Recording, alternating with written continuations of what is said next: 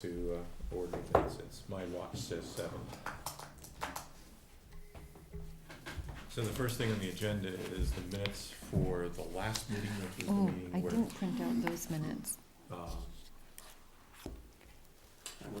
I did send them out, right? right, yes. you Okay, did send so- them out. Although it's been a couple weeks. And I'm sure I had already reviewed them before, so I don't have any.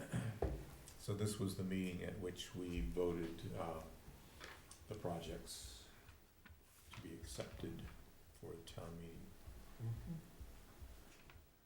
February 7th? Yes, February 7th. So could I have a motion to, So moved. Second? any adjustments to the minutes? I didn't see any. Hearing none. Those in favor? Right? I can't. I'm gonna abstain since I wasn't here. Yeah, Still get 3. Okay. 3 yes, 2 abstentions. Mhm.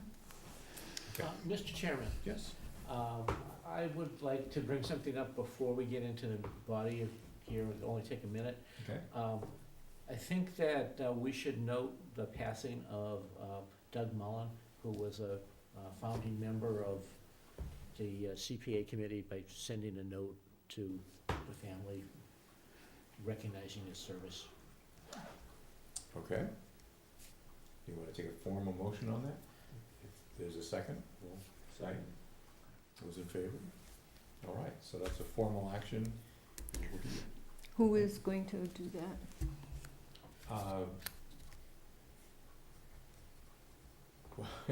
How would you like to do that?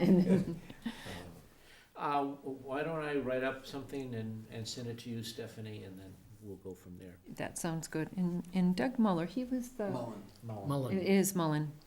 Was he He's the already in, right? tallish, like resembled Jim in some regards, like physique? Yes, he and- has he white has hair. white hair and I see. Okay. tall and Yeah. slim. All Distinguished, slim. that's Yeah. okay. Or He was a next selectman for to- like 24 Very years, involved or in 30 case- years or something. Yeah, okay. Well, we will do that. Thank you both for the input. All right, so the main body of today is to review our plan, to review, as part of that plan, particularly criteria for assessing grant applications. Look at the deadlines, look at the role of staff in that, and what I would like to do would be to come up today with some proposals for change, if there are some. And then we're going to, I think our next meeting that we intended was to have a public forum or an open meeting for input, is that? Well, more of, so the thought was this meeting would be kind of a review. And I made copies of the plan that you folks worked on and published in 2015. And I actually went through and I've got some earmarks. But you talk about criterion here is really to talk about the process, what's working, what's not working, and thoughts on what could be done to improve it, what should be done to improve it. You know, there's a lot of concern with the amount of the match being reduced over years, more recent years, because of the number of communities that are adopting CPA, and, understanding how much money you have to spend and how you really want to spend it, and prioritizing projects. And again, I thought there was a good section of your plan that talks about that. You might want to look at refining the criteria even further and getting a little more granular than what's in here. And then, so kind of talk about that, and then at the next meeting, really kind of talk about, so how do you do that? Kind of get down again to the granular level. The meetings are public anyway, Right. so, if there's someone from the public that wants to speak at the next meeting, you can certainly recognize them and seek input.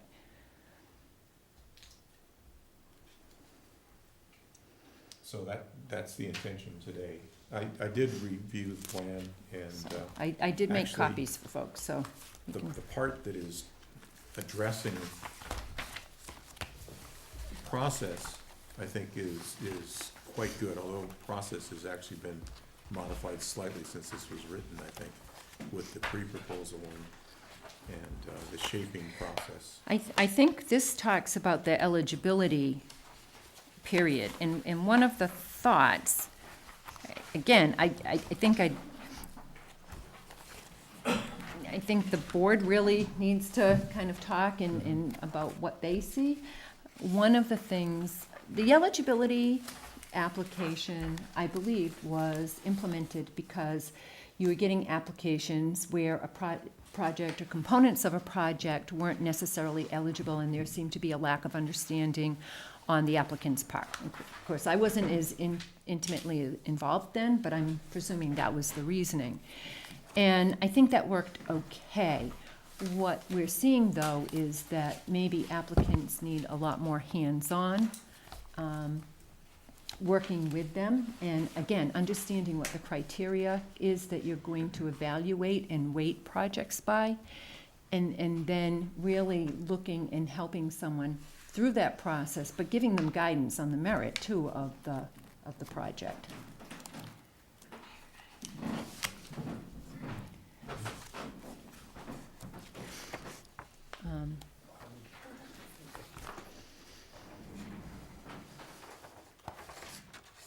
May I? You know, we can have all the policies we want, but I think one thing that's really been missing the last couple of years, especially this year, you know, we, all in one night, and unfortunately I couldn't be here. It was mixed up on my part, but I tried to change a vacation, and John was sick. But, you know, deliberation, we're gonna meet 12 times a year, and I get maybe we drop off a little bit in the summer or something, but the crux of this committee is to thumbs up or thumbs down on not whether someone, you know, whatever, I'll stay succinct. I just, you know, I had issues with several projects this year. I think they were, and I know other folks did too, but they didn't get to the committee level. And I think I think we as a board need to have at least 2 meetings of deliberation, because to hear different opinions and to, you know, it just seems so often we're being, okay, they're eligible and the application's complete, shoo them right through the door. And I don't think when the state came up with the structure and the town adopted it into the charter, think of it, we have 5 representatives from diverse boards, and then we have 4 at-large seats. So it seems that the folks that set this up were looking for a diverse, dynamic group to look at these things from different angles and to have different perspectives. And I just don't know if we can do a proper job if we do it all in one night. I won't talk about project specifics tonight, but there are several on more than a few projects which I think were big red flags and were concerning, and seemed to be so far from when we adopted this, 15 years ago or so. And I just wish we had had a more engaging process on the committee level. Seems like we're not really doing our duty at that point. I don't think I know we've differed, members on this board have different, but I don't think we're here just to say, oh, okay, they met the eligibility, shoo them through. I think we're looking for a diverse, and so you know, I just, you know, and you know, I've always been concerned construction projects of any type that go out that aren't properly vetted, that don't have the proper backup. It's just, in my opinion, is leading to substandard work, not the work that we were told we were going to get, and a waste of some of the funds. And I know the numbers aren't huge when compared to the overall budget of the town, but the state, you know, the governor's trying to get rid of CPA right now, trying to, you know, and then the match keeps going down, down, down. And people keep thinking, oh, well, we're gonna have that money coming in from shovel works. You know, we also have that big hall in the corner, which is gonna, you know, so I just wish we had more time to use all the resources that the town put on this board. And I just don't think it's happened for a couple of years. Yeah. If I could add just something again on that, as I was thinking about this, one of the one of the areas that seems to have broken down a little bit over the last couple years too is the interaction with the relevant board. So the Historical Commission or the Conservation Commission or the Recreation Commission, people go, I don't know that they understand what they're seeking from that board. And then also, if the board votes to support a project, then the representative member should be voting in support of that project. Because that's your role. Your role is that you're Advocate. you're an advocate. Well, you're elected by your board to represent the board. That actually was an issue that came up many years ago. And I believe we got a ruling from council that said every member of the CPA committee is free to vote any way they want to vote. Well, especially, I was gonna say, because you think of it from the historical standpoint, we do more of it's a prioritization, you know, and not every member of the board necessarily votes for every project, but we do a 6, 5, 4, 3, 2, 1, you know. So so that was just a little, you know. But to your point, I mean, I hear what you're saying. Yeah, and the other side of that is, I think that, and I don't know if this is happening, is if the committee member, and I'm not talking about the Scout project, because we know the Scout never even went to the Recreation Commission to get support, but is the representative member, because you are appointed by that board, so whether you're free to vote would it. But as a representative member, are you going and helping that individual present their project and understand what your board is going to be looking for when they prioritize the project, what's important to them and how they would evaluate the project? I think that might be helpful for people. To your point, Greg, I think even in this report, we're talking about the need to focus on some of the larger items, particularly land acquisition, or not necessarily acquisition, but management decisions. Let's take agricultural land restriction. What's a good example? A good example is Governor Ames' estate. Okay, so the deed restriction that was placed on that essentially the CPA money went to cover the development rights of that property, to enable it to be open space and recreation area. That's how it worked out. So however it's done, we have some large parcels that are still in the works. They're on our plan. Everyone knows who they are and where they are. I think we need to focus on acquiring some funds with the intent of acquiring those properties as they come open. And so again, I think we're looking at perhaps not funding as many grants in the future, which means we have to say no. And so I think having clear criteria is going to help people understand that reality and seek other sources of funding if they feel that they're not a strong candidate given the criteria that we set. You can't have totally clear criteria because we have such a diverse set of charges. Open space, community housing, and historic preservation, they're really different in how we would evaluate them. Well, would you have criteria for each of those categories then that would help you? And then, again, if you're looking at keeping X amount in reserve for those priority projects, and would you want to set expectations for applicants each year so that people understand that they may not get recommended? It may be a great project, if I could, I mean, that's all good, but, and that's fine, but how many of us, we did this in 2015, how many of you guys cracked this open this year? You know, what, and I'm not faulting this or, but really, I think we're overthinking it. I think what's missing is this committee has not been together enough times to do the work that we need.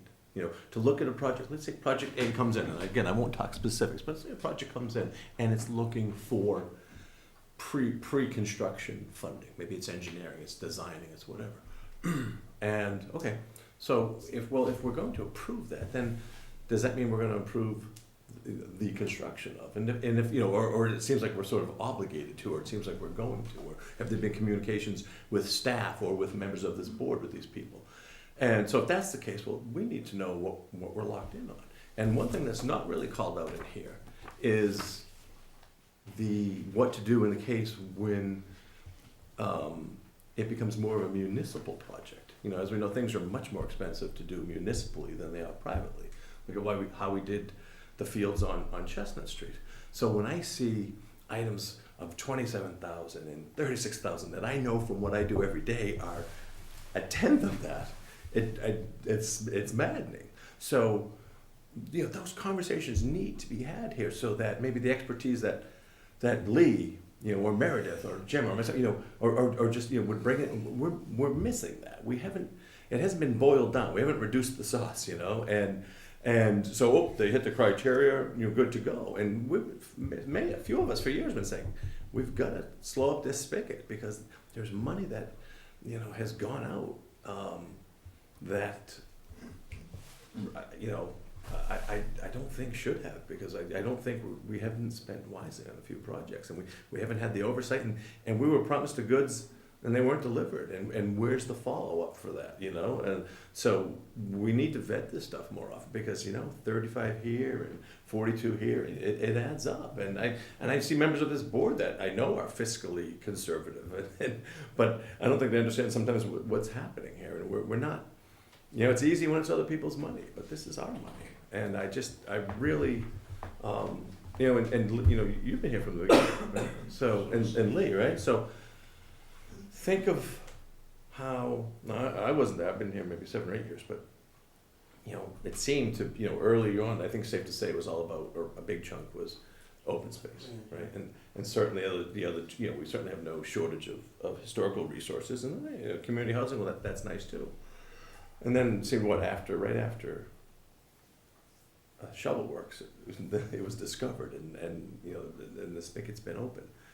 And in the town's also changed. That was 15 or 20 years ago, right? You know, so, you know, maybe the town wants to spend on lots of projects at the school that some folks of this might say, well, seems like that should have been handled by a different tax or a school budget, you know. But you know, circumstances change, so maybe we need to have an open forum, or talk to the selectmen, or you know, a kind of reboot, because it just seems, you know, that we're not deliberating significantly enough, because I don't know, you know, I mean, and I watched the tape of the meeting that I missed, but I think our work's important enough here that if John's sick, or if I'm on vacation, or things can't be changed, I have to miss a meeting, or any other member, it shouldn't mean you're out for the year, you know. There's important feedback to be put, and there's some really important facts that didn't make it to the public record on a lot of these projects, and I wish they had, because I think that may have changed things, so. I think your point's really good, Greg. I mean, this is a phenomenal resource that we have here with this board. It's really incredible. It goes deep knowledge for many years of the community, and diversity of knowledge, and you know, certainly I don't want to sign myself up for any more meetings, but to your point, there's probably more that we could be doing and getting out and contributing. I disagree with a lot of what my friend said. There's a shock. I never heard that before. I am convinced, however, that if he was here at that last meeting, it would have taken us 2 meetings to come up with our final decisions. And I would have saved the town a lot of money. And that's the point I agree with. If you look back over the years, CPA met monthly. Now we meet much fewer times a year. We don't do as much follow-up on projects that have been funded. We had a problem this year with a project that was funded in a previous year, and apparently they came back and asked for More money for more this. money It to do seemed to be the the same thing same that was work. supposed to be done. Those are things that probably would not have slipped through if we got together more often. And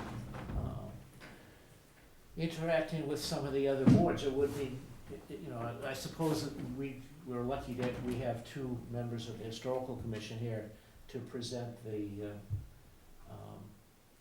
list of priorities.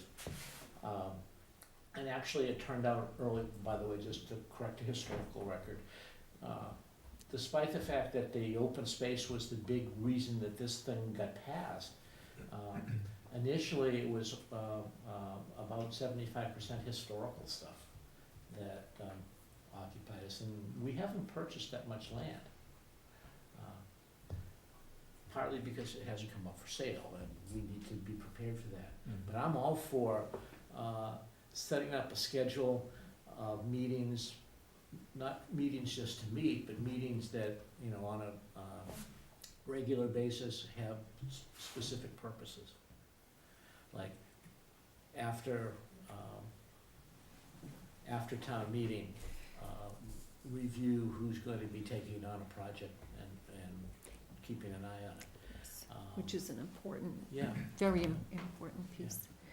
And I'm not sure that I'm in favor of narrowing down criteria too much.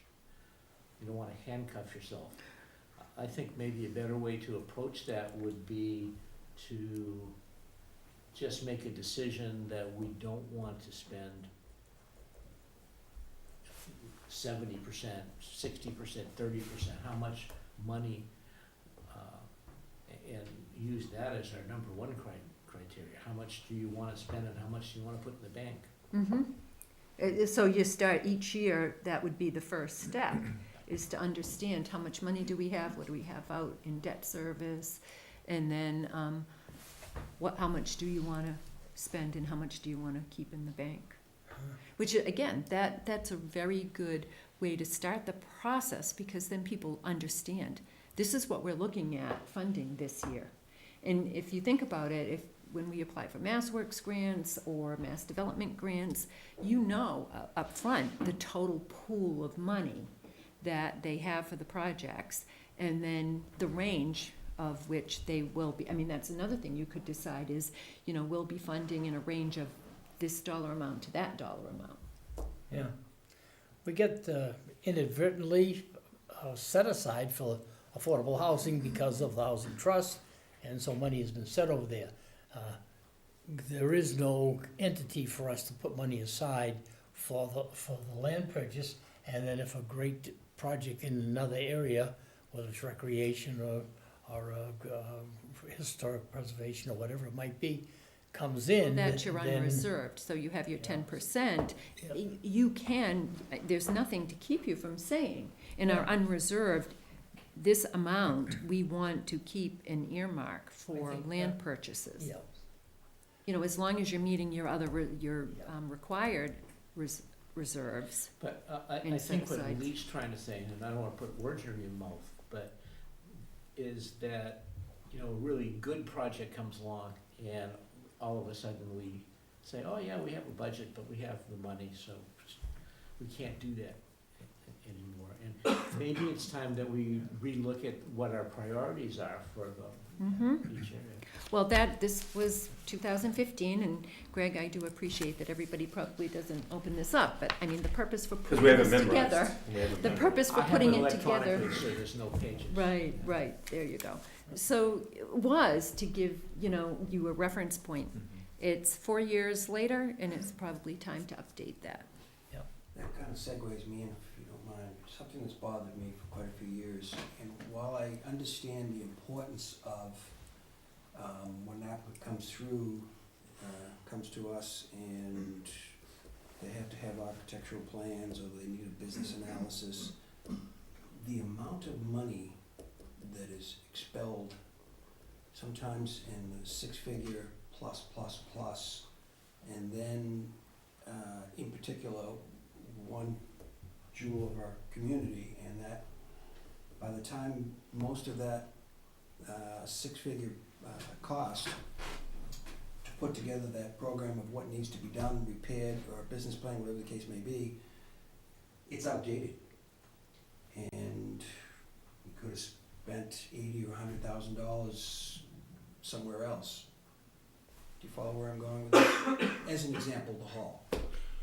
Okay, what was the business that we had, do you know what I'm saying? Yeah. It was huge money, and it always just bothered me that, okay, how many times have we done that over the years? I bet you we'd be quite surprised. And I understand that it's an integral part of our process, because in order to expel or to vote or do both on one of an applicant's proposal, we need to know these facts, but it just seems like so much money. So I'm not sure I'm following, was it so much money to have them develop the master plan, which I believe was funded Correct. with CPA funds? Correct. Yes. Which I would my assume- understanding was that was something the committee wanted, so We you did, know what the absolutely. bigger picture was. I also recall, because I was at some of those meetings, I think what I recall was a conversation about then the committee could decide what your long-term plan for funding is. And has that conversation ever with the board? I mean, it Well, transpired. like I said, it's an important piece of what we need to do, but now I look at it and it's probably outdated. And Certainly the cost estimates are. The cost estimates, but the work that needs to be But now done, we got- and, but- and you know that figure probably hasn't gone down. but at the same time, now it's gotten worse. So now, just say 2 years, 3 years from now, we get another application, and well, what are we gonna do? Okay, now it's gotten worse, so now we have to send So- out for another one. So, and Greg, I'm sorry, No, it's fine. just because I think that's a good question. However, you're getting down to the level of discussion. It sounds like if you were having regular meetings, there would be, that would be an agenda item that you'd talk about and kind of try to figure out where It's you'd go from that. I think it's a real good example of, I mean, I think of what we could have used that money for to the project. Maybe, go ahead. Oh, no, I didn't get you. So maybe we have an applicant, when we have a situation like that, where they have to, I think they did put in something, I can't remember specifically with the hall, I can't recall. for this go-round, it was for the fire. No, but I'm saying before that, on the master plan, Mhm. did they put Last anything year, in? Yeah. the year before? I don't understand. The hall, they, Yes, they had- again. We're talking about the. Some tower repair. It was a Yeah. tower repair, but I'm talking about the master plan, and Yeah. not just specifically with the hall, I don't wanna, you know. Well, the other point, and do you wanna go first? No, you go ahead. The other point with the hall is there's a master plan, but there's no phases. We're at the mercy of the hall and their requests. There's no, let's do this and then this and then this. So again, a Changes real, in the year. because I think, again, this meeting's really to talk about the process and how to improve it. This is a real good example. So they haven't come back with phases. And what's the board right now? A sitting duck just waiting for the next time Fred's going to come in. Maybe the conversation and feedback could be, well, you did this, you haven't come back with phases, we haven't had a discussion. And here's what I've been trying to say. We need to be more proactive as Yes. a board. We sit and we wait for the applications and we get kind of, we gave them the pre-approval and then they did the whole thing and they photographed all these handwritten estimates that, look, they got yesterday and it says electrical, $40,000, and we give them the money. What we need to be doing in July or August or September is when we see someone that comes in that told us the year before that they were coming in one time, after coming to us about 4 times, and they want some more money, then we could talk, because maybe we'd learn some facts out about that. Or when we see a building that's owned by the town that needs a 2-car garage repaired for a rotted roof, and a shed, and probably has $30,000 or $40,000 worth of work that needs to be done, and we see a civil engineering firm wants to get $27,000, a civil engineering to do an architectural review of a 2-car garage. I bet you there's a few of us on this board that can say, well, wait a minute, my cousin Louis is a builder. You know, we need to be residents of this town, proactive, and say, you know what, I'm gonna get Joe Schmo and Billy and Sally and this other one, and they're gonna go out there and they're gonna spend 4 hours and they're gonna give Conservation Commission a list of everything that needs to be done and a ballpark budget. And granted, yes, that has to go through procurement, yada, yada, yada, but we just saved the town This $27,000. is where I was going with That needs to be done. And the same thing with the hall. You know what? We've sat here, we sat there. Turn the spigot off. That's what we have to do. You know, potentially. You know what I'm saying? And we need, if we're leaders of this town from diverse groups, we need to start to take a proactive approach, a smarter approach. We've been sitting here waiting and going, well, I guess you dotted all your I's, or we got to give it to you. And it's hard. I get it. I'm the one who always speaks out and gets everybody mad at me. But sometimes you got to do that because, you know what? I just think because the projects, you know, we used to say interior of the department standards. You know what? And I won't go on the record with it, but I could call out every project that we have funded from a construction standpoint, save the shovel works. And none of them were done anywhere near the way they were supposed to be done, the way we paid, and they're gonna be falling apart, and some of them are already falling apart. And if anybody who was anti CPA, and there's plenty of them it seems sometimes, wanted to go, they could go do their homework and they see, and they could make us look foolish. And I think CPA is great, and I wanna keep it going. I think it's done fantastic stuff, but we need to do a better job on this end. So.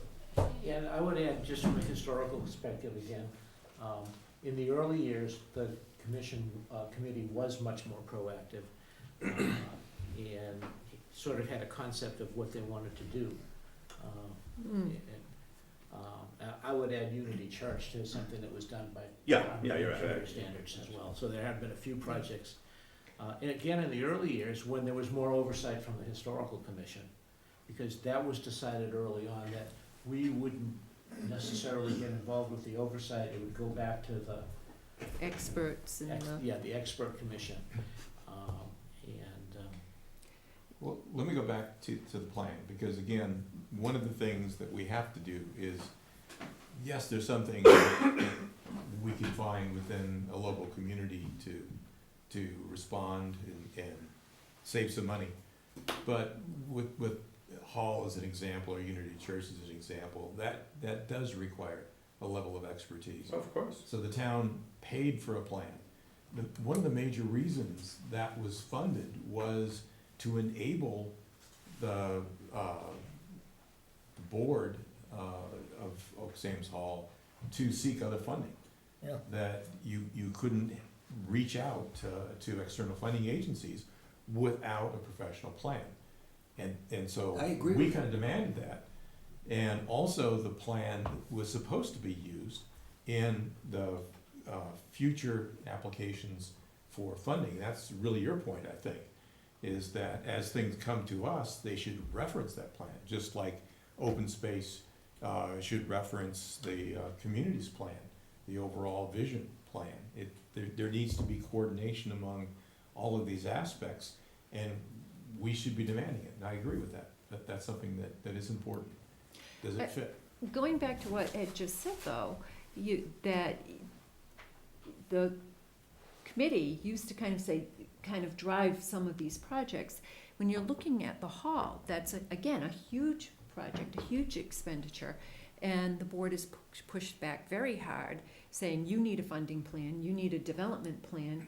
You know it's sitting there. You haven't seen, Fred, being proactive is that, and I'm putting this out not as a resolve tonight, but to think about, is that something you want to be talking about more in figuring out what your approach is going to be to that? Fred's stepping down from the board, and they came and we met with them on the plan almost 2 years ago now. And, essentially it was, well, here's the cost. What are you gonna do about it? And it's like, well, that wasn't exactly what was supposed to happen here. So, yeah, at the same Well, time, it's sitting there and it needs work. Well, here's an example where why can't, and CPA could do this, could also historical, selectmen. Someone needs to take a leadership position with the hall, where for instance, and get folks together and step out of CPA for a second. Let's, because we know this is coming down the hall, and for a few of us for years it said, as soon as the mesh plan was said, let's do it now. Because it's never going to get any cheaper, especially for a building like that. So we know what the issues are. We know what we've talked about. We've talked about downtown Milwaukee. You think about it on the planning end. There should be it shouldn't just be the board. It shouldn't just be people that work inside this building get together with the board. It should be the board of selectmen, or at least a rep. It should be this board, or at least a rep. It should be historical. Any other boards that are and let's be proactive. Let's figure this out. Because we've got to change. I just think we're going in such a wrong direction on all of this, and I just think, and the money's just drying up really quickly. On the hall, as an individual situation, that committee is loaded with talent and some really good people. I want to tell you, you turn them loose, and we get to talk to them. Something can be done there. So I think the point is well made that we get more one-on-one with them, and maybe get the meeting, our group and their board of directors, and sit down and talk to them, because there's a lot of talent there and a lot of really solid people. And that's how these things get done on a municipal. And then, by the way, the Board of Selectmen does have a representative on that, or had up until. Yeah, good one. Yeah. But we'll have again, I'm sure, Yeah. someone of the five will get selected. So is that an action item that you want to start a conversation with I think it should someone be. from the board and the There's Board of no Selectmen and I think we should the try to do a historical joint commission? meeting with the board and whoever else wants to come in. Because it's a big, we always talk It's about a those lot, things. It's yeah. an important item and it's a big ticket item. And we need to plan for it. Probably the biggest ticket item. when is Fred supposed to be stepping down? I've heard all different times, so. Yeah, I wouldn't be holding my breath. Well, Well, I think it needs to be somebody in addition or. Who's chairman besides. now? I have no idea, but we can, But, this is a great idea, and obviously the hall is something that's on our mind, but if we really wanna be proactive, then we should think of other projects that should be coming down the line and invite those people in as well mm-hmm. to do some planning, like, sure. so stuff doesn't come out of the blue, Yeah. like absolutely. another request from the library or something like that. I wanna do another park, Yeah. Yes. just saying, Yeah. I have one of mine, I know I have the perfect spot for it, unless you already have one. I do, yeah. Maybe It's it's the your same spot. It's a It's your perfect spot. Oh, it's Well, we also have some business that is Center in Street. abeyance that we've tried to move forward and it hasn't moved forward. One example is the barn at Wheaton Farm, that we've funded engineering study of that. And Well, actually, the board didn't fund it because they asked, the original ask was for the repairs. And when we went out to bid, or get quotes, no one would bid on it because of the procurement laws. They had to have structural designs. So that was actually paid for by the Conservation Commission. So the money that the CPC and town meeting approved has not been used. it's And still that could go there. towards It's construction really costs, but the interesting. construction When you is. described that two-car garage project, Dave Clymers, when we were looking to lease, Yeah, his cost was like 25,000 or Yeah. something. but he came out and looked at it and said, you need this, you need this. Yeah, you need yeah. Can you imagine if Yes. I went to your house, and you had a two-car garage, and you Yeah. had a shed, and the roof, you needed a new asphalt shingle roof, and you had a door rotted out, and some mice had gotten in here. Sounds And like- I spent a couple hours with you, and I took some measurements, and I wrote stuff down, and I said, okay, here's what you need to do, here's 50 items, and here's ballparks for the house. That'll be $27,000. Please, I mean, right? That's my It's point. crazy. That's what I was gonna- That's Well, stupid. believe me, we I understand. don't know, It just- I it often just feel like blows I'm my the only one mind. who dissents Yeah, when It I'm mine- blows my mind. on You've heard from me. requests. I mean, really, I think I'm one of the only people who dissents on requests. They come in and nobody asks the questions. I mean, to be honest, they come in and we approve them. I mean, I'm part of that, but there are questions asked to your point, Greg. I mean, those were questions that I asked of them specifically and said, we've got a great community. Do we really need to spend this? And they said, well, go get a volunteer for it. I mean, What are the drawbacks? Are there any certain rules that have to be For followed? the procurement, Yeah. yes, there are. But, That doesn't preclude someone from volunteering to do work. right, though. think to Jim's point earlier, Oaks Ames Hall, I don't mean to cut, Yeah, no, Oaks Ames go Hall, ahead. the library, you need experts on those, you have, Right. because there's not many people, and they're As you know from but, Unity. But and all. knuckleheads like me, the knuckle draggers who work with wood frame construction, it's a different beast. It's very simple. And in fact, there was a group of about 9 of us that went out to a farm in the fall, and we were asked about, there was an existing building, is it worth saving? No, it's not. And then there was a conversation. Well, look at these two here. Do you think CPA would support? No, I don't know. I'm only one member of CPA, but town owns this property. It seems to make sense. You want to take care of them. You don't want it to rot away.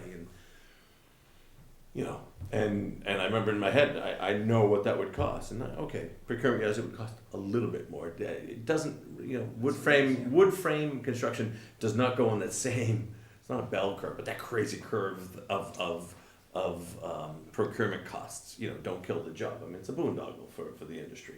That happens on big projects. That's not really going to happen on a small little, because they don't want to touch it. So you're bound to get a better price. But it goes out the door when you hire a civil engineer to do architectural review of a two-car garage for $27,000.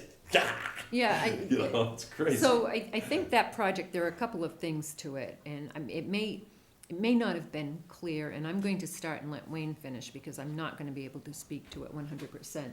Part of the assessment that the grant request was for was to determine what the best public use of the site could be. So right now it's being leased out to a family because it's the only property that the town owns that has a house on it, and it was part of the deed restriction, as I understand it, that they maintain the house for as long as it was viable.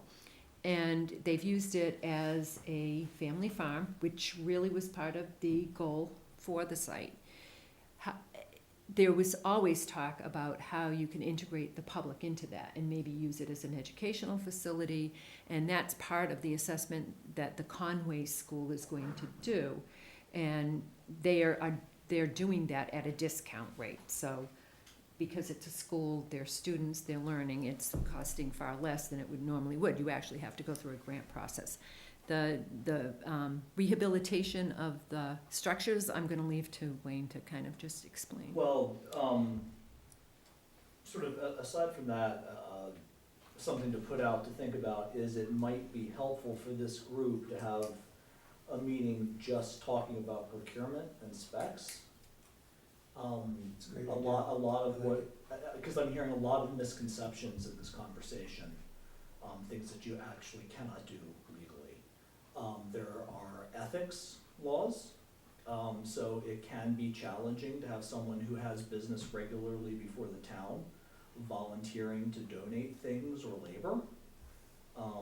It's something you do actually. But they have done that in the past. Sometimes, I but. thought No, that they was only an actually- issue if it was over $25,000 worth of donated value. Yeah, I'm And not it sure. wasn't an because issue for we've the had- wonderful balustrade over here. I do think this is a discussion we need to have and Yeah. figure out, because I know that Todd Pilling did some kind of plan for something years ago. I can't even remember what the project was. It wasn't, I don't think it was a CPC. Because there are certain aspects of it that it's a little more complex. And another thing is, for public construction, you have to get quotes and so forth, and you have to post them on 2 different state websites. And you are obligated to take the lowest responsive and responsible bidder to exactly what you have asked for. So you say you want to replace just a simple roof. Do you get a drip edge? Did you ask for it? Flashing, how much flashing? Did you measure it? What kind of flashing is there? What exact shingles? So it needs a lot more detail to protect yourself when you solicit quotes for this stuff. And also you need to really factor in your construction budget, if it is going to be a public construction project. The Wheaton Farm barn ran into this. It was vastly more expensive than one would think. And there's also ways you can lower the cost if you break it out into discrete projects below a certain dollar threshold. So you need to really plan things out in a lot more detail to make it as affordable as possible as a public construction project. And you need to have what you're looking for in a lot more detail than you might think. And that there's rather more going on with public procurement, and it could be helpful to sort of understand the challenges of that and the dollar amounts, and that could be, I think, a really useful meeting at a later date. This is exactly my point that I brought up. Now, what you just said, yeah, that applies to probably to certainly everybody on this board and to most residents in this town, for lack of education on a building like the Unity Church, and a building, all the Richardson buildings, things that are one of a kind. The 32 elements that make up a roof, it's like the first thing you do when you're in construction. It's simple, and as a resident of this town, I'm confident, I'm sure that we could come up with a specification for a 2-car garage and a shed and a house from 1890 that needs a little bit of work in under 4 hours for free, well under the $25,000. And one thing I bet you that wasn't anticipated when they first came up with CPA, and I don't think it's addressed in here, but I haven't reviewed this year, so forgive me, is a lot of our projects too have also drifted, as we have not taken, while we haven't taken a proactive approach, a lot of things have kind of fallen on employees of the town in maybe areas that they're not necessarily versed in. And when that immediately happens, costs go up because they're from, where I was talking to Stephanie about a project recently, and she said, well, so-and-so reviewed it. And I said, and thought it was a good price. I said, yeah, because so-and-so works in the municipal world, and I understand what pricing is in the municipal world, and sometimes it just has to be because it's complicated and because, but the one thing that I know for sure is I know residential construction, and there's nothing that would have fallen through the cracks. And more, for example, bigger picture. Okay, I like to stitch things together with all these boards that I'm on. So we have, for example, we have the Guild property, right? Oh, real controversial. Well, but what? There's 30 acres on 106 that were allotted or earmarked for recreation. And CPA's been changing a lot. And I've had a couple of meetings with the CPA Coalition, and they're getting ready to allow public-private partnerships, which they haven't in the past, but they used to not allow replacement of turf in the stadiums in the past, up to 2 years ago when he talked to us, because they realized the spigot's drying up on that.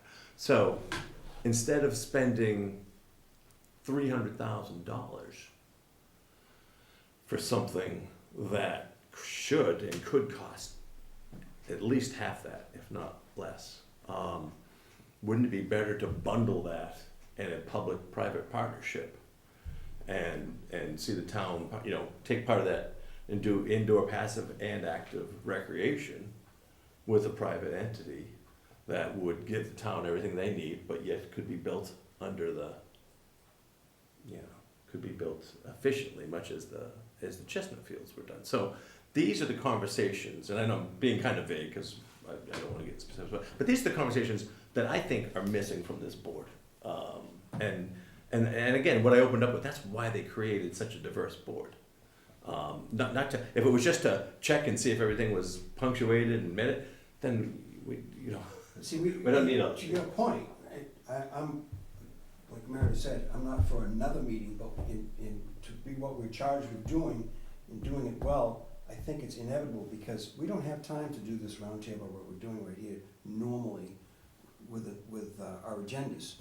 So I think a roundtable discussion like this is extremely important, but while it's stuck in my head, getting back to the Gill Farm, as an example, how much did CPA come up with, or the town, I don't remember, to do an evaluation of what to do with the property, and it was just done, I think, within the last year or so.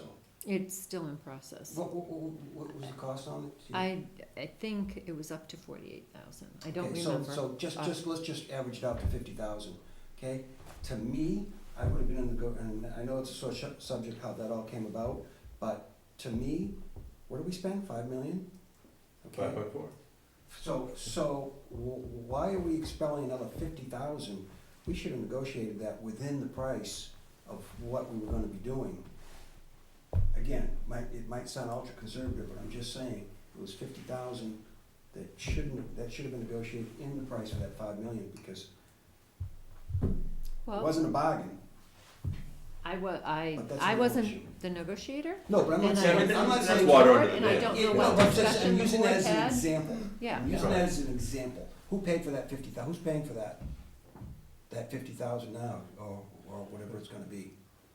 Where is that coming from? It's We paid CPA. CPA funds. CPA that was funds, so right. to my point. Well, No, I'm not saying to you, Stephanie, but what Well, I'm saying to my point, how I started with the hall. that discussion, again, I think is for the board. What was the discussion that went on? What was the board's discussion when that property came up? And Well, we can't was rehash that being now, we'd be negotiated. here all night. Well, and here's, look at, Well, that, I don't want you to I'm not suggesting rehashing that, but again, you're talking about how do you do it better in the future. you know how we do better? We purchased the property, so whether you liked it or not, we own it, right? So here's the thing, there's been a group formed, I think 2 years ago, I think you were on it, Lee. I don't know if it still meets, or Jim, to do with Yes. the, master plan for that. Right.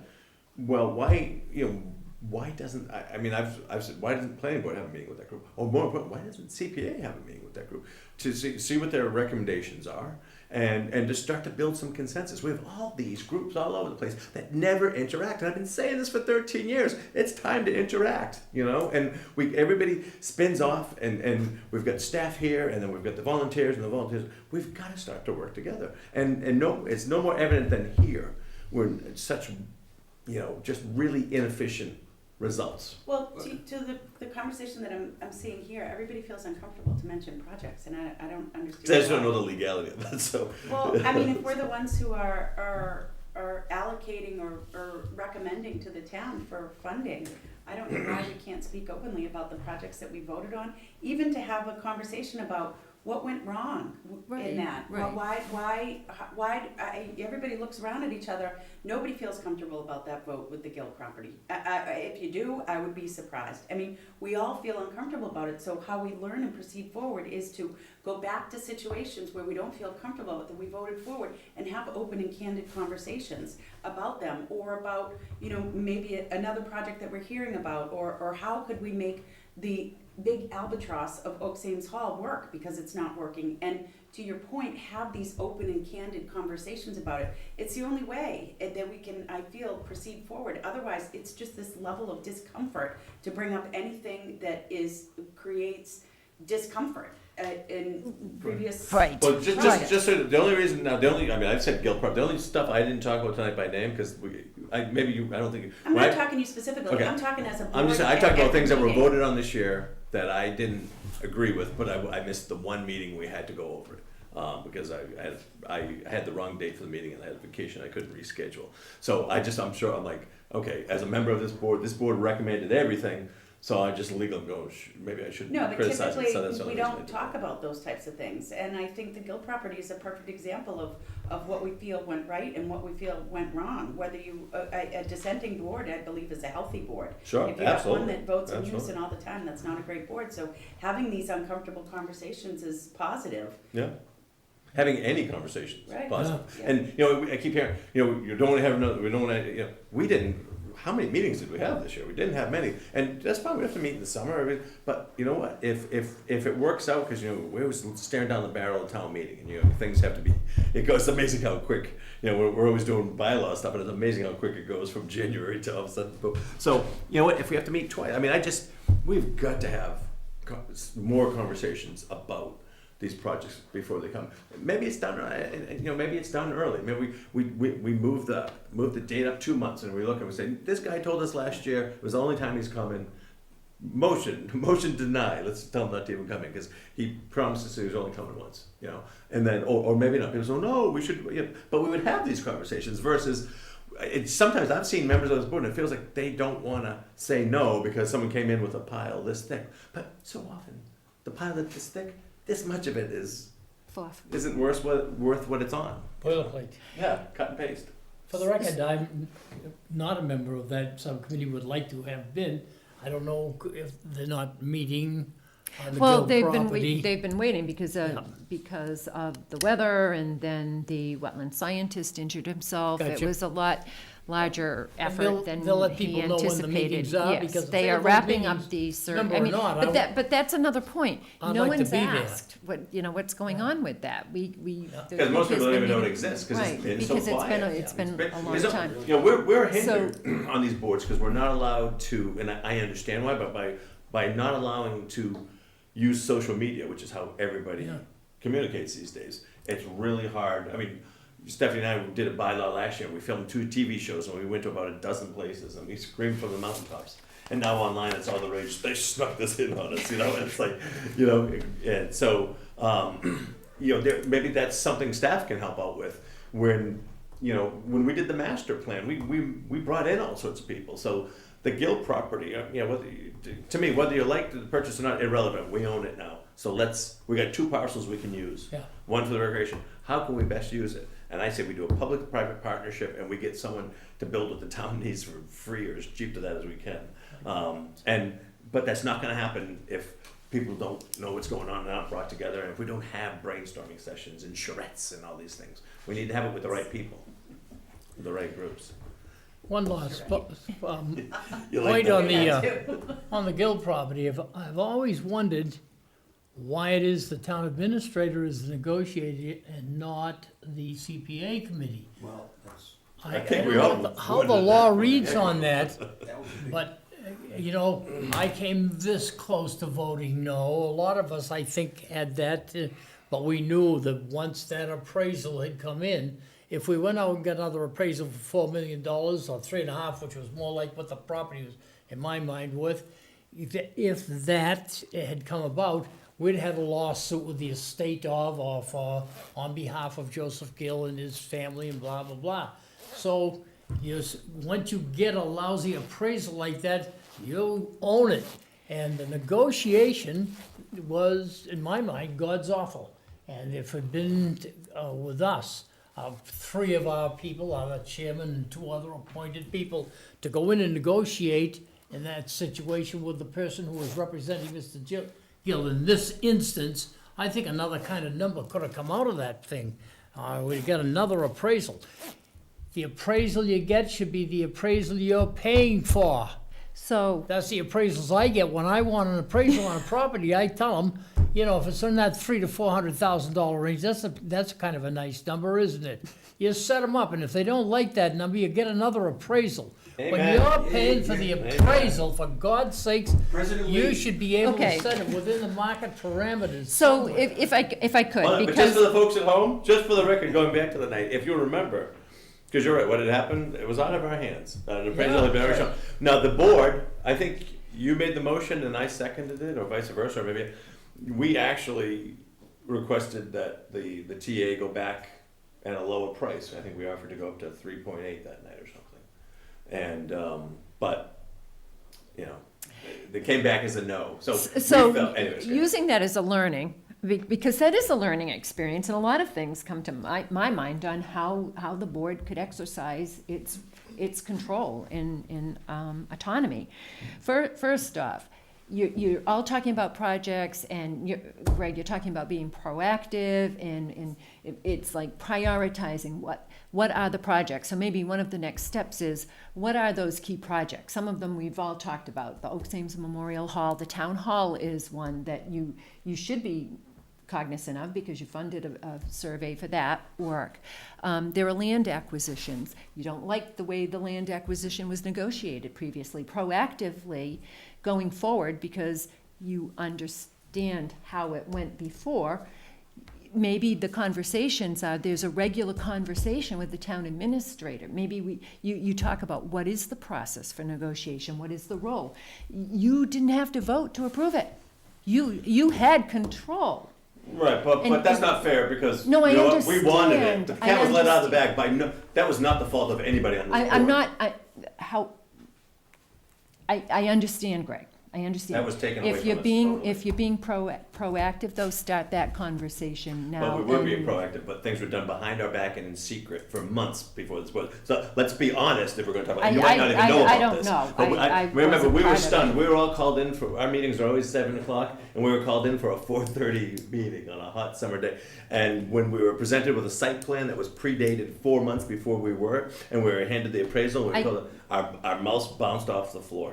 I think my point is, if you're in constant communication, like there's a regular meeting with the town administrator to say, you know what, this is what the the CPC is looking at, here are the projects, here are the priorities, regardless of what they are, and here's the position, and you know, where we're coming from, and you have that communication, then you've set the expectation. I'm just going to what you're talking about, I just couldn't let that Open- get, I had to correct that, so.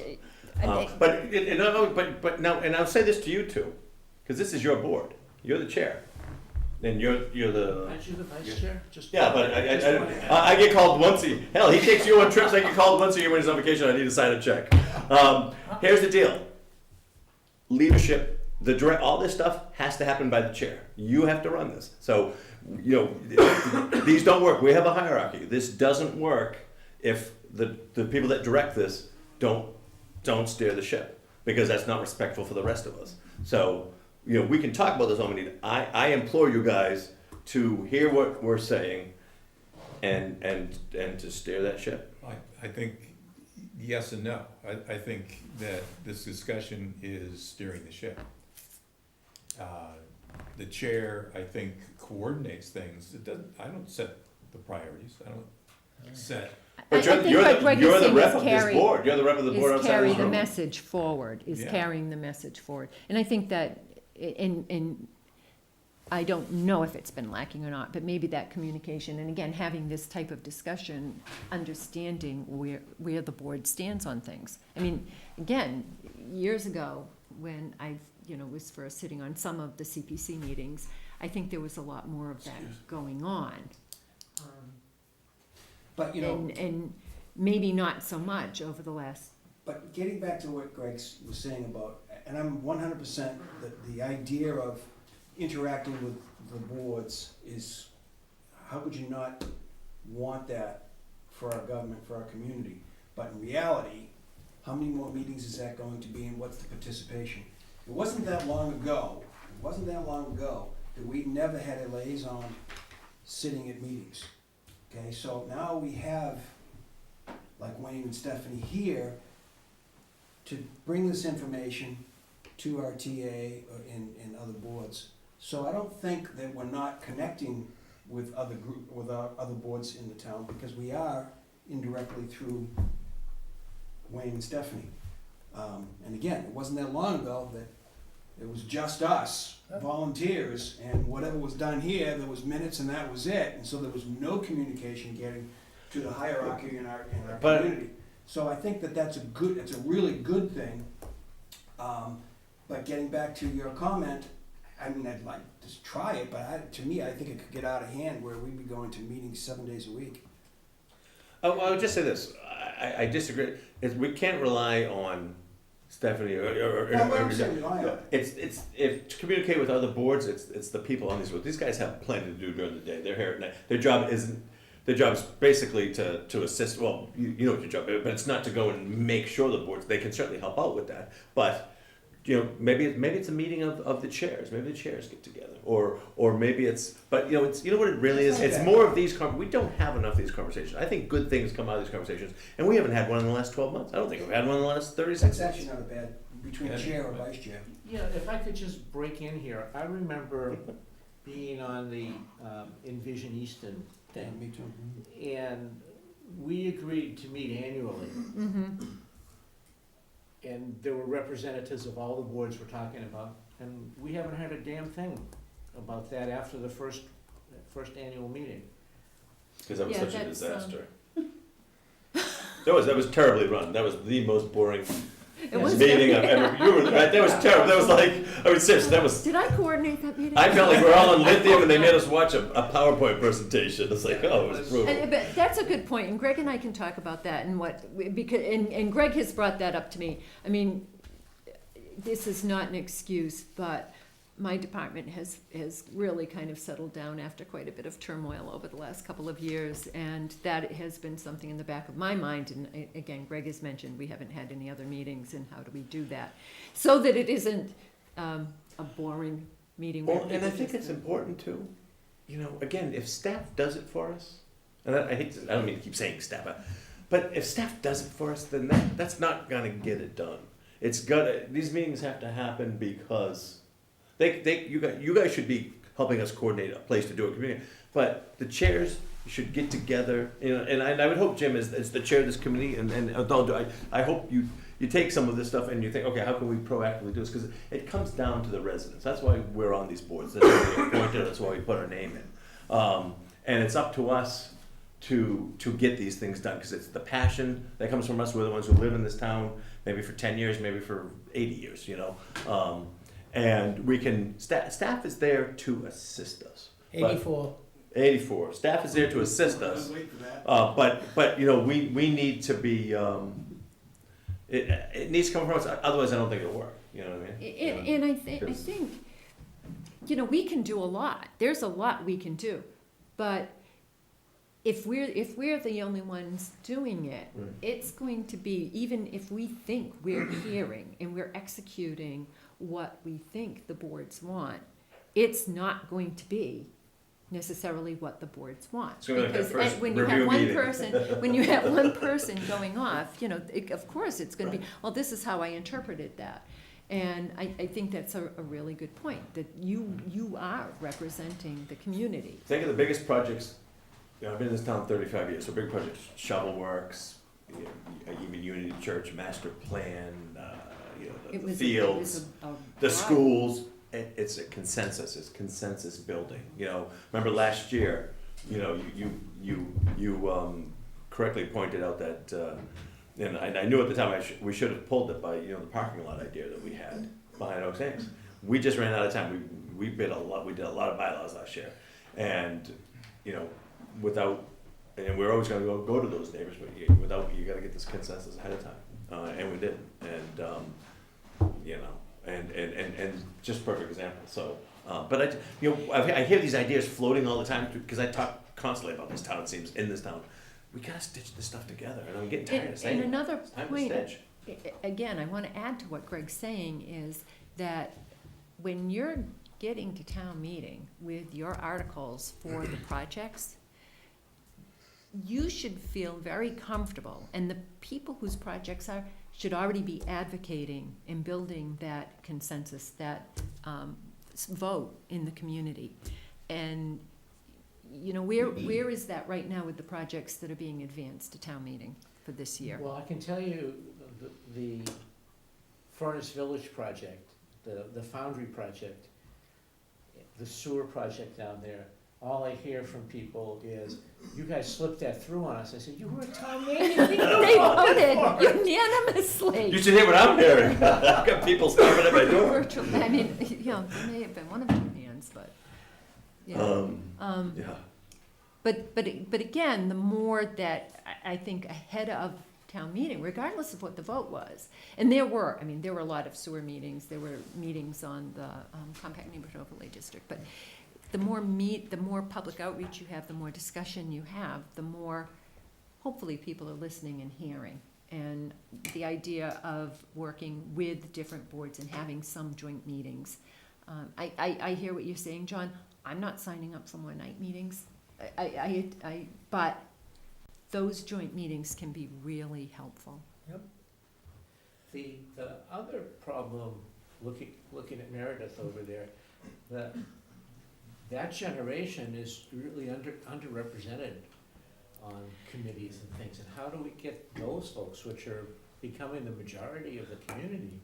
Well, I'll make one comment, and Meredith can, because she's in that. I mean, we've found that young people, especially young professionals, married, will join boards, and then they start having families, and that obligation really makes it difficult to continue.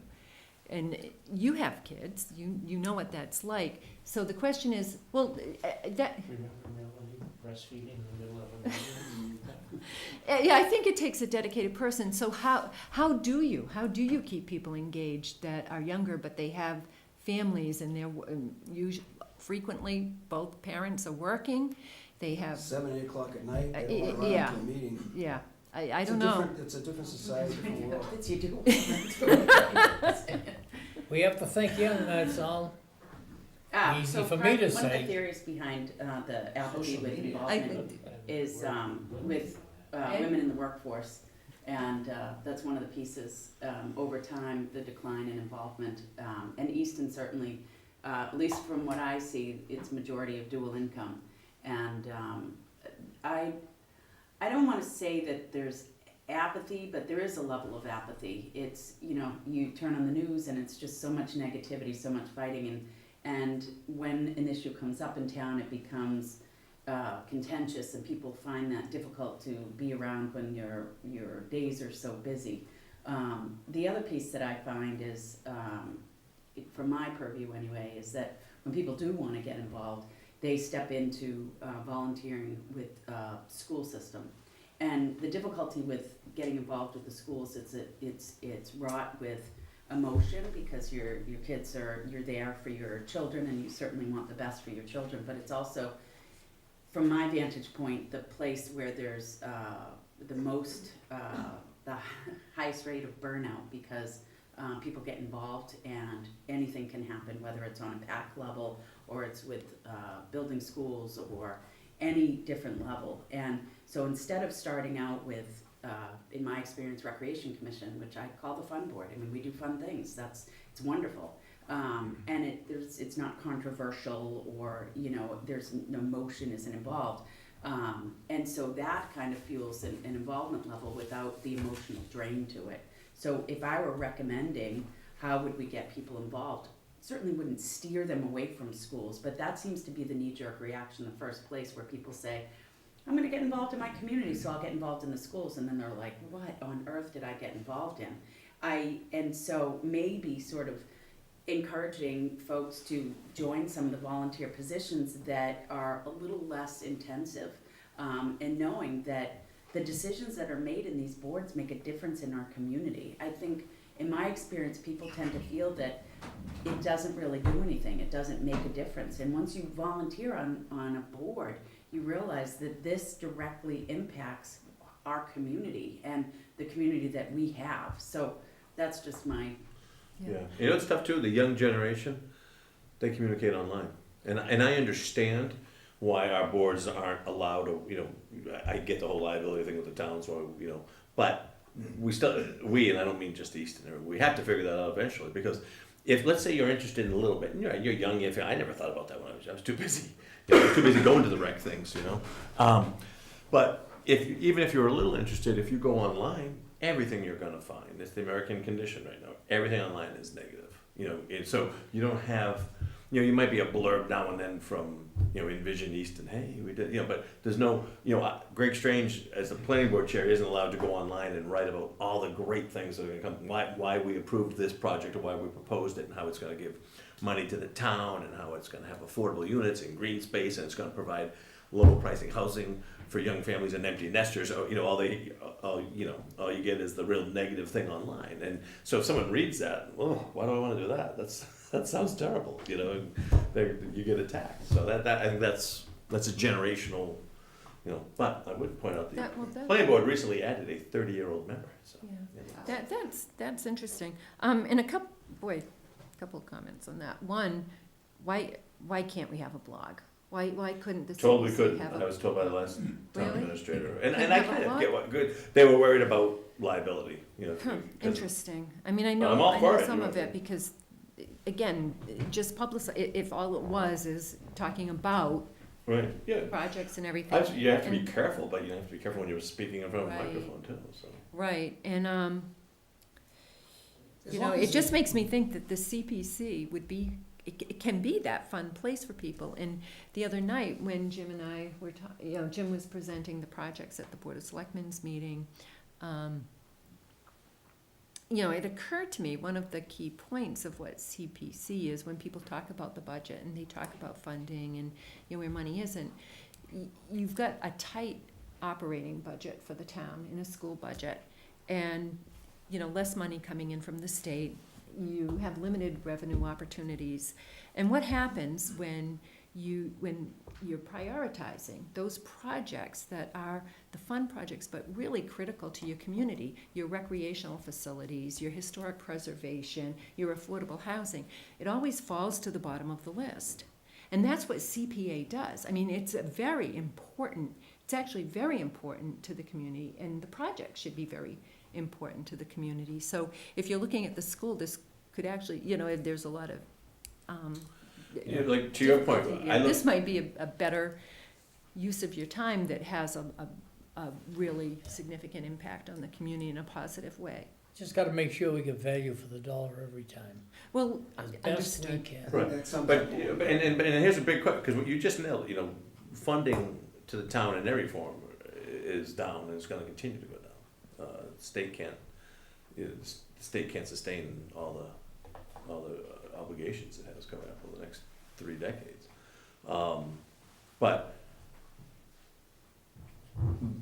so look at, for example, the funding of, last year we funded a practice field at the school. Okay, and personally, I was like, okay, well, that's fine, it's, because I'm not one of these people, now that I don't have kids in the school, but then this year, and it was 10 years ago we put that turf field in, and I remember I knew most of the people on the board that we're gonna, because people brought it up, it's gotta be replaced, that's gonna be $500,000 every 10 years. Oh no, user fees. Well, that didn't happen. That board was obliterated 3-4 years ago. Those people are long gone that were on it. And so we now spent $300,000 out of CPA, and I'm like, so to me personally, I was like, wow, that really started to kind of blur. What you just said. CPA, right, was that fun place where you got to do recreation, history, some good things, community housing. But then now it's like, well. Now it's sort of like when we were paying staff salaries for a while, And but then I said, but maybe this is where we need to check in. Maybe we need to, because I'm 53 and I know you're 54. Yeah. And you're 64. You told me 64, earlier. yeah. So, I'm talking For 20 years. couple of leap year babies here. No. So but maybe to the the 40s and unders, or what, to the people that maybe it's more important. Maybe the schools. Or the people with school-age children, need that. So that's why I said maybe we need to reboot and see where we're at, because we're gonna make, you gotta shake your perspective up every so often. I'd like to make a tangible recommendation for improvement, that if your application is recommended by the board and the town votes for it, that one of the criteria is you have to come back within a year and present to the board again. It's a nice idea. We used to. Immediately, Another like 1 year, not yeah. even if your project didn't Even start, if it I don't didn't care, start, still you have to come back and to you the talk. board Yeah, that's a and great present. idea. One of the things that Jim and I met with Rich Eastman, he wanted to meet after. He was disappointed in the way the meeting proceeded. He felt he only got asked 2 questions, didn't get an opportunity to be asked other questions. I think, Greg, that goes to your point about the 2 meetings. But one of the things he had suggested was no one's been out to the site. Now, right, wrong, or indifferent, no one's been out. No one from the board has ever That's been not out. correct. I was just gonna say the same thing. I've been there at least a dozen times. Not that he knows, and, Right. and as a board, and does the board go out and visit properties? Should that be something, or something you'd wanna do? I mean, go out and do site reviews before, for significant projects before the planning board, the same for the Conservation Commission, the Historical Commission. Why wouldn't the CPC go out and, visit a site? And then and then do progress visits? I have no objection to doing that, but the reason that it hasn't happened in the first go-around is Conservation Commission, Historical Commission, Recreation Commission. Don't they do that? I don't know. Well, again, that, We do have a, we do have. my a committee for that. expectation was that's where the knowledge base exists to make informed decisions about what's going on. I can't go out to an historic site and make informed decisions. I can't go out to a construction site and make informed decisions. I think that's why we have this linkage back to those knowledgeable people who are there because they have that knowledge to be able to represent and be a liaison with the actual consumer of this process. Right, the board still, with Yeah. your breadth of experience, Right. you can, even if you're not a historian and you don't, I mean, I couldn't possibly tell you what accurate historical preservation, you know, whether, pretty blatant if it's the vinyl slate fake roofs and stuff, but other stuff, is that the right mortar mix, is that the right, but you can go out and you can see what's, and I'm not saying you have to, I'm just Well, on wondering most if of the that's major something. projects we have, and certainly land acquisitions, we've walked and then that, but not every single one, you're right. I always feel more comfortable even as a lot of you. I don't have the expertise in a certain area of construction or whatnot, but I always feel better if I've had my feet on the ground, you know, to get a feel for what the situation is and to refresh my memory. A lot of these places that are requesting funds, we've been there, but it might have been sometime in the past, and we are looking at it from a different aspect. If you're going to a site that's a social occasion there, you're not looking at the same things you're looking at when someone's coming in with a grant request for CPA for a certain improvement to that facility. Before we get off this subject, one of the things that I told Mr. Eastman that I would do, when we had a conversation at our last meeting, issues that were personal to him were raised. And I just want to caution everyone again, including myself, to remember that we are on television. Yes. And that even if we weren't on television, certain subjects are probably an issue inappropriate to be raised. As soon as I said it, I knew I shouldn't have. Well, and it's back to this idea, and again, probably it's something that I need to be focused on. When we're evaluating these proposals, that particular proposal was a proposal about protecting an historic asset. And so the issues germane to the subject were, you know, what's relevant for funding to protect that particular historical asset. Enough said. I just wanted to make sure that I raised that issue. I think here's an example where staff can help out, because I know, for example, Tim at Historical, I think it's safe to say, I think Tim on the CPA stuff thinks it's probably being handled by this board. So, you know, maybe you guys can, you know, the pertinent chairs could be, hey, you guys should check it, you know. Cause I remember on, you know, Shovelworks, I remember going out with Greg Gaylor doing inspections, even on Oaks Ames.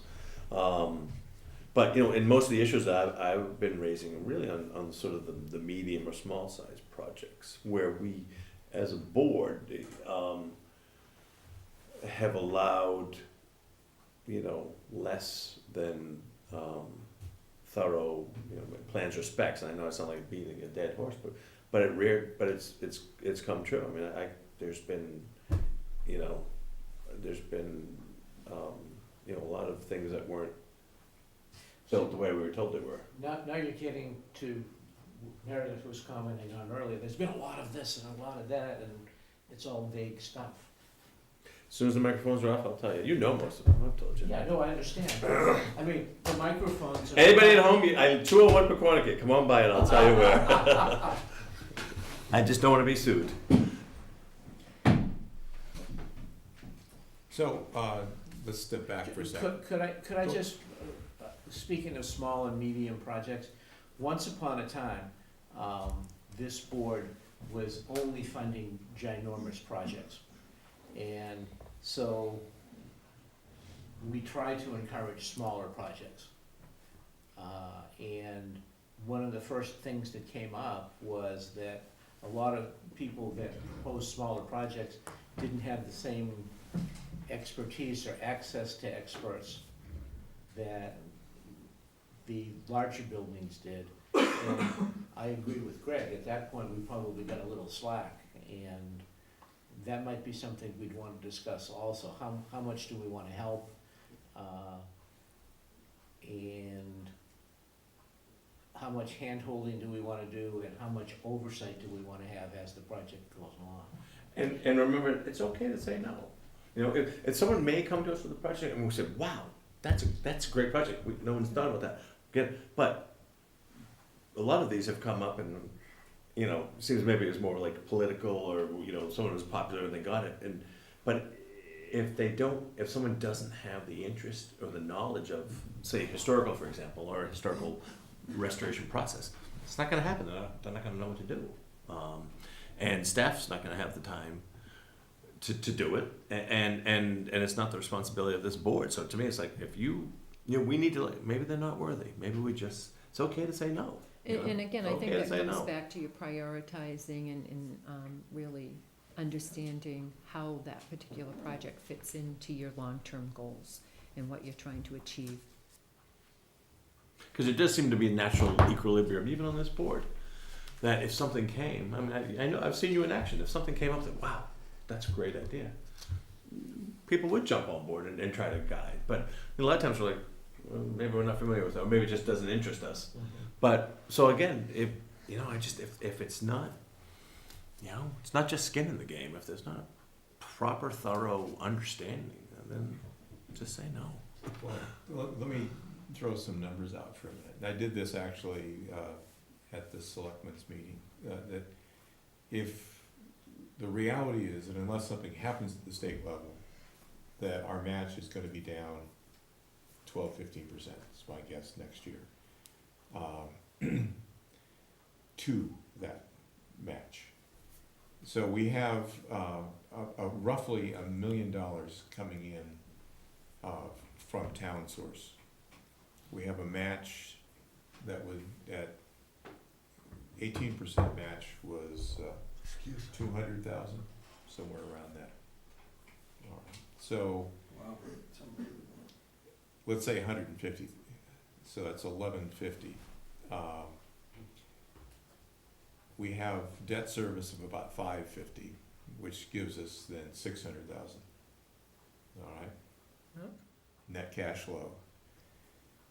Each of the 10% set-asides is about 125,000.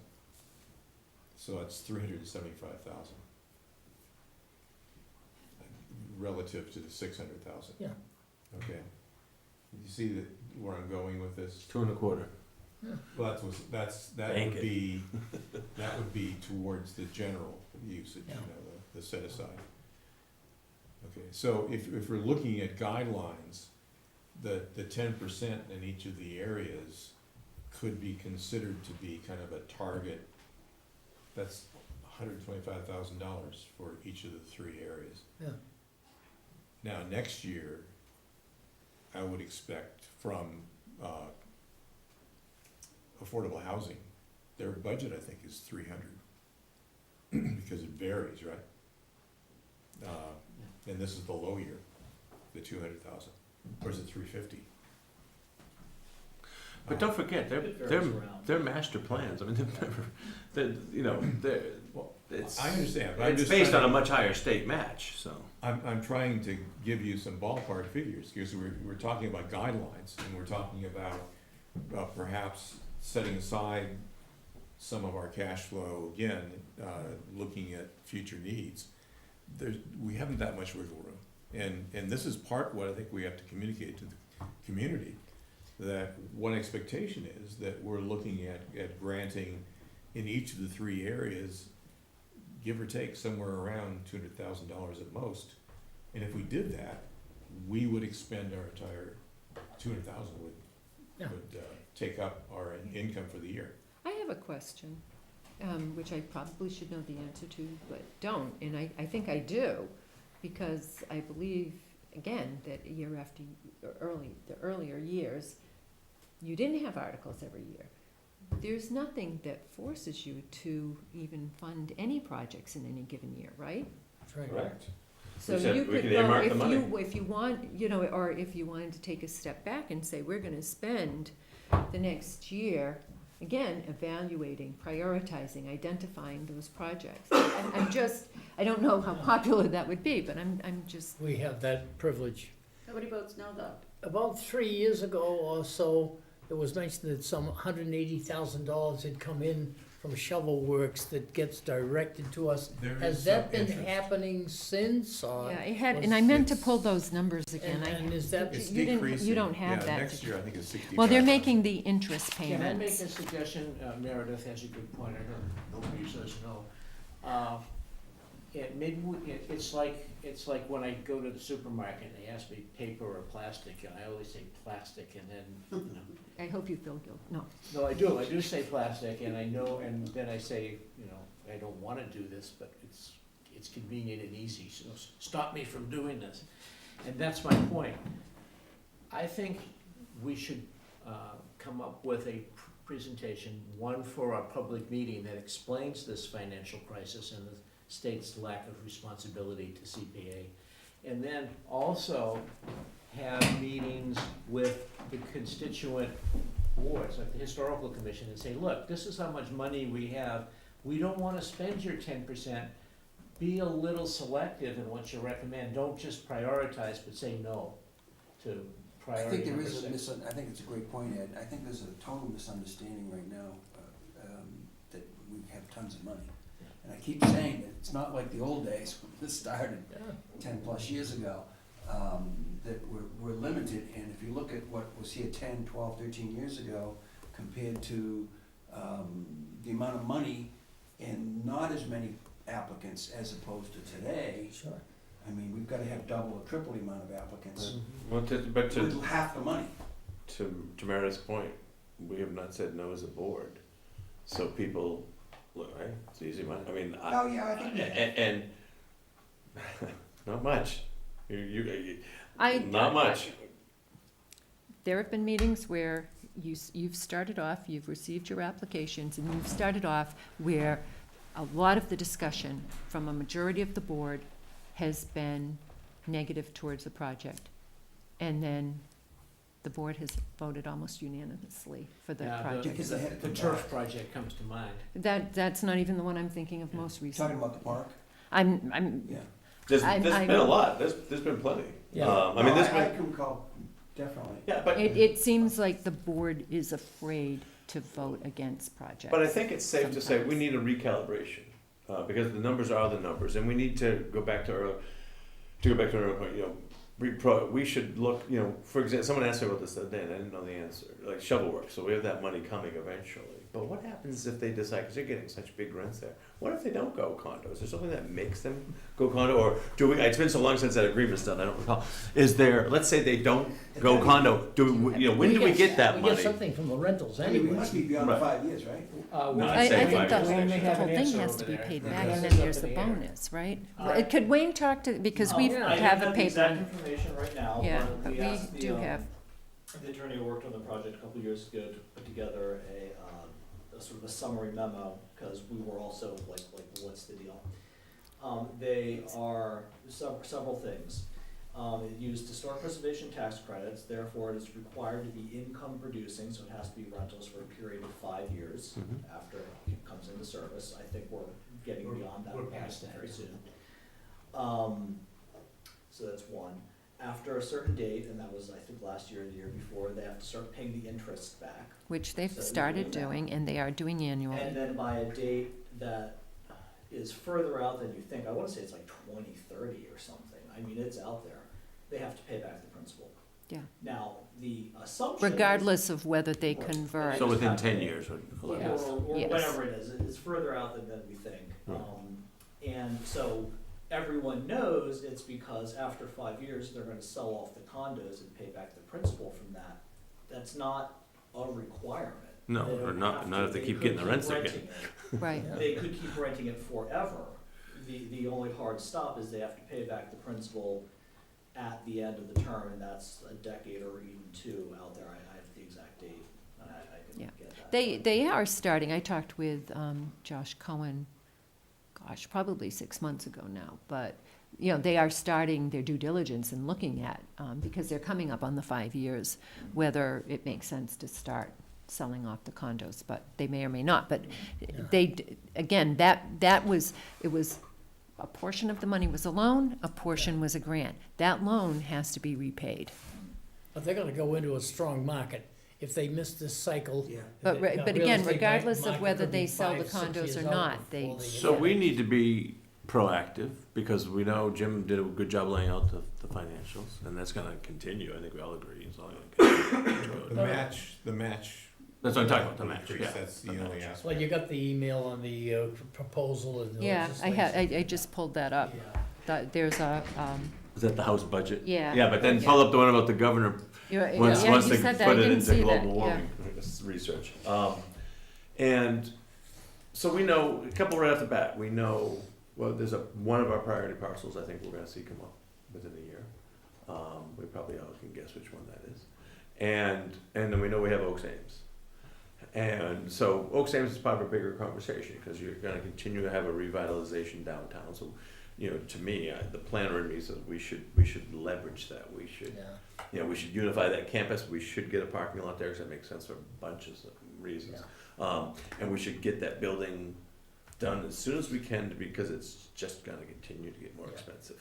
Well, there's two aspects to it. One is the protection of the building itself and renovation. The other is access. And in terms of having it be moved towards self-supporting, that's always kind of been our interest as a board. We've been waiting for that proposal to come forward, because until that point in time, it really is not viable. Right, but didn't we approve the funding for the elevator design last year? I thought so. That was part of, Mhm. yeah. Yep. Wasn't that the 300,000? Needs handicapped accessible and the parking. I said to Fred, let's get well drillers to go in there and drill into the rock and find out how far back the rock goes. That's only gonna cost $2,000, $3,000, $4,000. Holy moly. For a hole. No, No, I'm teasing. No, they'll go in the equipment. It's gonna there. cost $37,800 to do the Within whole thing. 72 hours, they'll have drilled enough holes to figure out you can't build the parking lot without blasting any more than 20 feet. Well, if we in, already 30 know feet that, then in. why are we paying? We don't know it yet, but that's a thing could be found out Right, like right. this. They got a $90,000 plan to find out whether we can put 60 cars there or 120 cars. No, that included the parking lot design as well. Yes, but stop that nonsense. Find out how far you can go back. Now you get your plans reduced down on the price that fits the space that you can put the parking lot that you know in advance, unless you're prepared to blast, which I don't think we are. But that's where people way above my pay level say, okay, so we need X dollars. You know, the hall's $6 million. Let's say, whatever it is, right? In That's- today dollars. It is. So okay, so well, CPA is 11 years out to get any of that. So you know, is there a way? How do we do that? Is there a way to do it? What's the most that we can really do? So you know, and get going on that, and then say, okay, yeah, you know. So that's why, you know, priority parcels. That's what maybe we have to start. You know, the guild property. You know, I think we really need to start, and if it has to start from this board, fine. It's time to start doing some public-private partnerships. 'Cause that's the way of the future. That's the only way it's going to happen.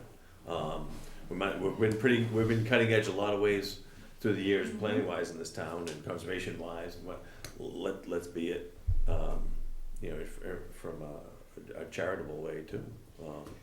Well, we've had actually one idea so far tonight that has resonated with me, and that is, Pretty sad. There's been like 108 ideas. I'm looking at one thing we can discuss and maybe put forward in the future. All the rest of these things can come also, and it's not one thing. This idea of let's take a year off grant, Which what? take a year off granting. Oh, yeah. Now that would cause, We still have to have Trouble. meetings, you know. well, I understand. Yeah, But well, that's the whole I'm point, is to have, Yeah. to continue to have meetings and one of the discussion. issues we'd have to deal with there is affordable housing, because that is the source of funds for that process. So we have to realize that we have to, you know, do this carefully and with some thought. But we could not have an external grant round outside of those entities that are connected with us. You might wanna check the law Right. to make We sure would. that Well, Yeah. that we again, can't at least open it up for proposals. I would, do you know, Wayne? I mean, we will check that Yeah. over the next few Proposals days, would but tear them all down. again, I Yeah. don't think you had from adoption up until 2009? Yeah, Did there you were a few have years. every year? You No, did, no, no. Well, But that's because nothing much came forward. Well, right, however, I don't think you, I don't know that you To Jim's need- earlier point, yeah. you know, you could, for example, you could I don't contact historical. And they may say, well, hey, you know what, we really need these 30 surveys, you know, so, you know, okay, fine, so they can keep fucking. Affordable Housing Trust, I mean, you know, give them their 10%, they can have it next year, you know, it's not like their coffers are empty, you know, and I've always, if something comes along that they need a big chunk of money and and we think it's worthy of this board, then we'll get it to them, but, you know, they have plenty. So what I'm hearing from you, I think, is we don't wanna spend any money, but we're not saying we're not gonna spend any money. You know what I mean? That we're gonna be open to the possibility if something comes along, we'll spend it. Other than that, we're gonna be very tight. But I would also remind you all that after 2009, we managed to, pass the affordable housing production plan and do a lot of things, while at the same time prioritizing what our goals were. Mhm. And one of the things that's come out of tonight's meeting very, very clearly is we haven't prioritized what our goals are for the town. You know, how we would like to spend our money. We've been having projects come in, and then it's all too easy to just say, yep, okay, go ahead.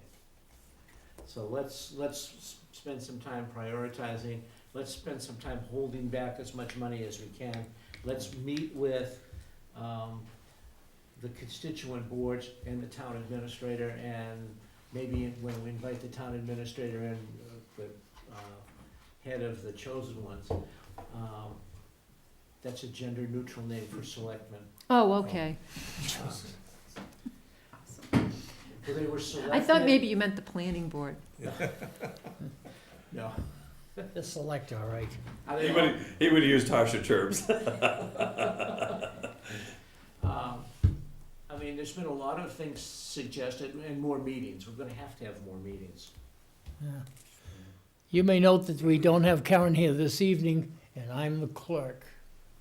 So I've been making notes here, and I'm gonna, with your Well, permission, and understand, Lee, send I you kept an- trying to tell you that you didn't have to worry too much, because okay, Keith is going to watch the video, and he Okay. will take notes. I'm gonna send an email with just the Yes, I highlights to you appreciate that. tomorrow, and I'm gonna put these down, and if you see something I've missed that you'd like to get into the thing, the proposer, Lee, that's James Lee, we should set aside money for land purchases even if we need to turn down other proposals. 2, Strange, more CPA member involvement with the planned cost estimates. 3, Hands, hold more CPA meetings, more specific assignments of individual members to a certain project proposal. Strange, be more proactive, go to those making repeat requests months ahead to get details in advance. Williams, joint meeting with CPA and Oaks Aim Memorial Hall Board of Directors. Strange, public/private cooperation on development of property purchases. Keach, all CPA grantees should come back 1 year after completion to report progress/results. Danielson, more, quote, on the ground, unquote, visits to the sites of grant requests. Danielson, go a year with no expenditures if Allowed by meets, law. if meets law, yep. We'll add Okay, that in. anything I missed? All right, when we gonna meet next? It's already scheduled for May 9th, right? That's a month from tonight, Okay, unless you guys want to meet sooner. There Well- was a discussion about a possible public forum to lay out the financial situation and to recalibrate priorities. Yeah, we have to do that. We have to have the public hearing by law. And, and you're selecting, you're suggesting the agenda, which is what we did discuss. Betty comes home on the 9th. The 9th, I can do I it, think. but the yeah. 16th's better. The 16th. Why do I have something at 7 with DPW? Okay. Oh, no, I can't make the We can 16th. send somebody. My wife comes home from Florida that evening. Any chance of not doing a Thursday night? Well, we can send someone for her and, Seventh, we have a commission meeting.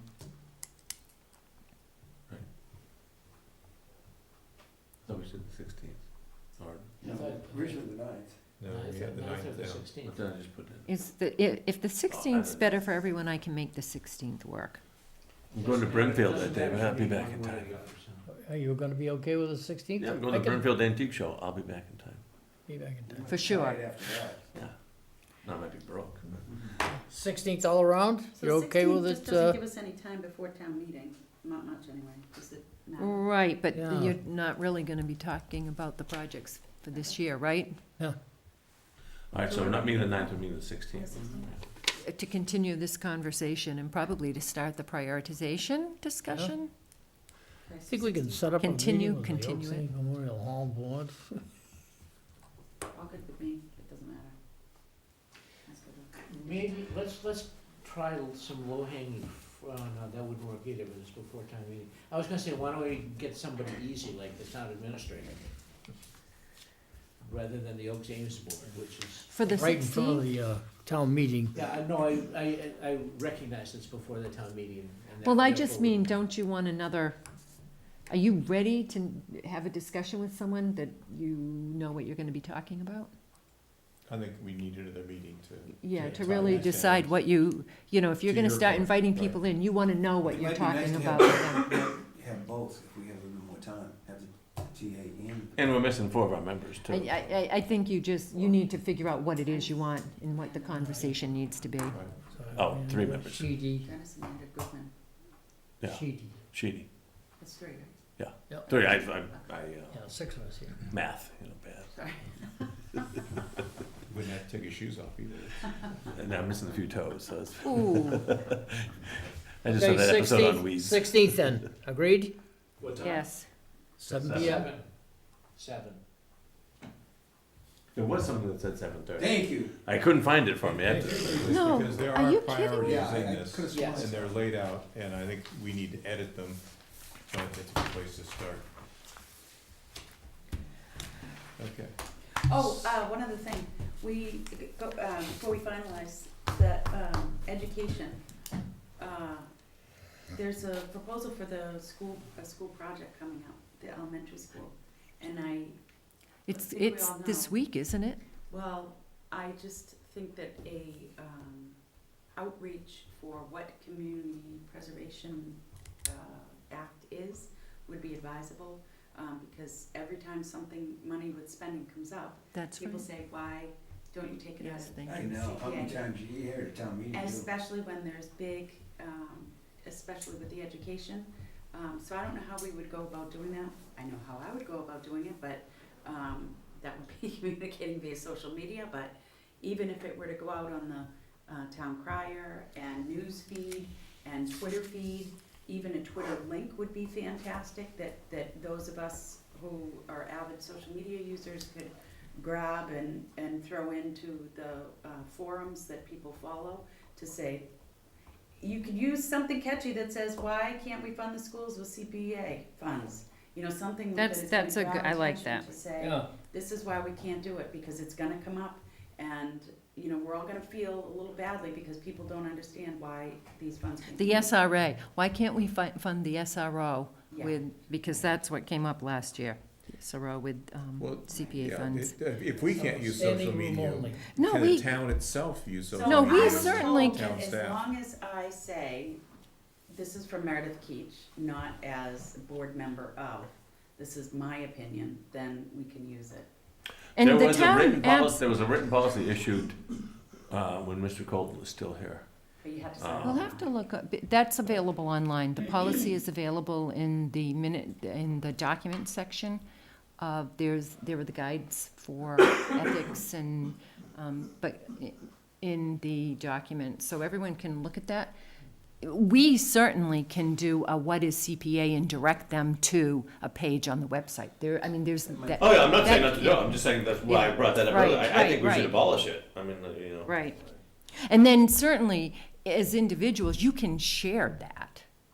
Even if you say nothing more than interesting, Well, it's like or going out on the Twitter feed. you might want to read this, so. And not just, hey, what is CPA, but maybe, you know, school. So practice we can do it on a Even the news simple item, I mean, questions. we can use all of those social media tools.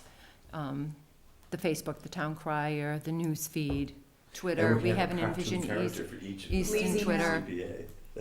yeah. It's an avatar. And what we'll do Cartoon is, once character. we do that, It is my world. we will let you know what, we'll direct all of you, we'll give you a link, and then you can all, if you want, on your own. Good. And anyone who's on Facebook who is See, we just following addressed one of the. your concerns of how can we. Well, I'm gonna need it in writing, Information because out. There we otherwise go. I'll be violating. Well, no, town what you're doing policy. is, so again, we'll put it on Facebook, if you're following the Easton Yeah, Facebook page, you can always share what, yeah, and with a and word like. you don't need to provide any other Yeah. comment, then you may wanna, Interesting. look at this, interesting, did you know? But you could, you know, just to your point, Meredith, it doesn't have to be a member of the CPC committee or whatever, just as a citizen of the community. Right, And why can't we use You can. CPC funds? No, and with a Okay. big fat question mark, and then underneath it, just link it to the town site. Yeah, You should have a really, really small school if you use CPA funds. You can go in. Well, you can also say you have. Yeah. You wanna look at the left, well, and that was another item Right. that I had, I don't know if it was on the agenda or not, I think it was. Yeah, CPA project publicity and education. So, another thought was, and that link should direct them to a list of the projects and what they are, so we'll take care of that. We have done that in the past. The night of town meeting, having, a laptop, like a kiosk with the projects that are kind of rotating through so people can see what they are. And maybe a member of the CPC there to answer questions, or the project proponents, Jim. just to talk about their I'll be there. projects. You can invite the project proponents, and, you can answer about your projects. okay, I don't know if, I don't know if that's an advocating for, but again, Yeah. you're there to answer questions. If the public get those, and while we're waiting for quorum, there's time for people to kill. So when you do that, you have a PowerPoint presentation showing all the projects we've done in town with CPA. Yes. Running up on the screen, just like we do in the movie Yeah. theaters. oh, baby. Brilliant. That's when everybody's gonna see it, everybody's looking for something Ooh, to I do. wonder if we could Yeah. do, That's like, a like, really- while, right in the auditorium, Yeah, ahead of the meeting starting. oh, Because yeah. if they see Lee at a kiosk, they go, oh, damn, he just wants me to join the Lions. Okay, all right, so that's, let me just,